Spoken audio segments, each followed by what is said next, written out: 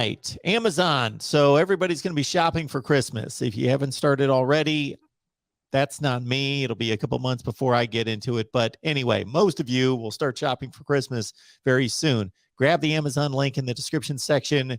Use that link. Doesn't cost you a dime. It's the same shopping experience.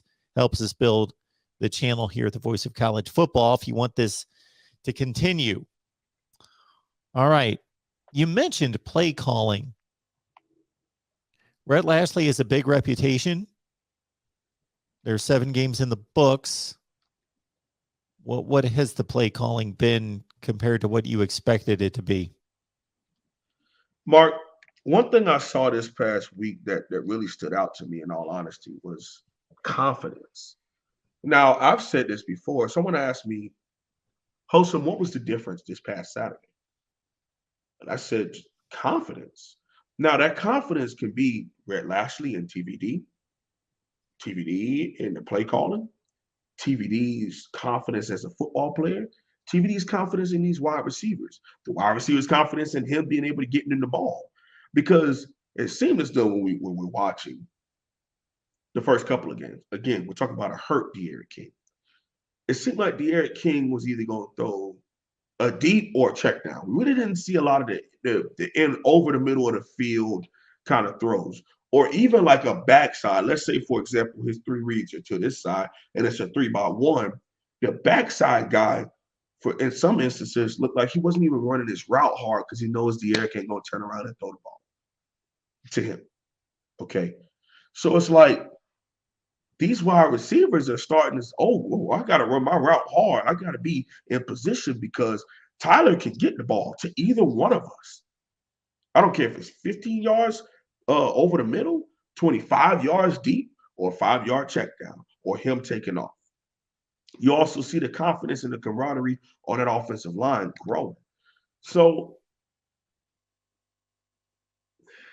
Rhett Lashley, my only gripe with Rhett Lashley is with some of the other players we had, Miami could have still been having similar success, in my opinion, if he would have known his players a little better and be able to put them in position.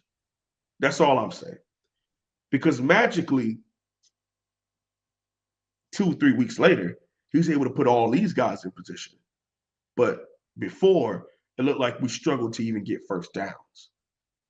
And don't get it misconstrued. This 3-3-5 stack defense we played this past Saturday was ranked in the top 20 in total defense. Like, that's a pretty good defense. And we were carving them up at points in that game with no problem. You know.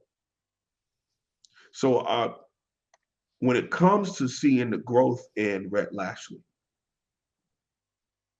selfishly, I wish we had the same viewpoint with Cam and King. Although you can argue Cam is a little bit of a different. He's a bounce back. King was hurt. So maybe his play calling had to fit the things of what De'Aaron King could do while he was playing hurt. Okay. Now, I don't even know if that was his choice. Okay. I don't even know if it was his choice to continue to play a hurt De'Aaron King. That comes from the head man, if you ask me. These are some of the reasons why I want a guy like that out. You know, like why would you play a hurt De'Aaron King? You know, why you have such a high snap count for a hurt Bubba Bolden? Okay. I get it.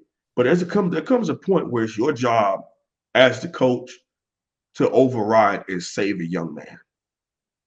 Because if you're out there playing Bubba Bolden and this man is hurt the entire season, playing with a torn labrum in his shoulder, there's a reason why his tackling was so bad. He couldn't tackle with that shoulder.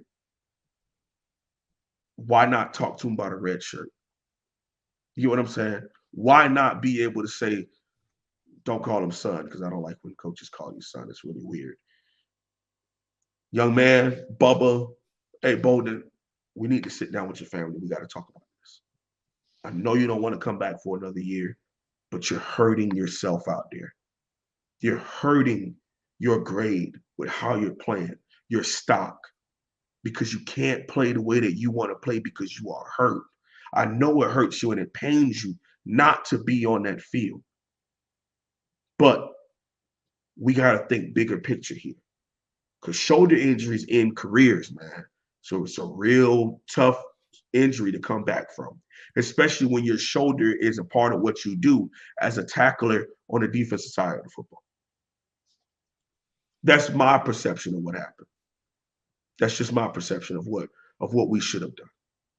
I could be wrong. Someone could have a different perspective and perception. You know, it's all good.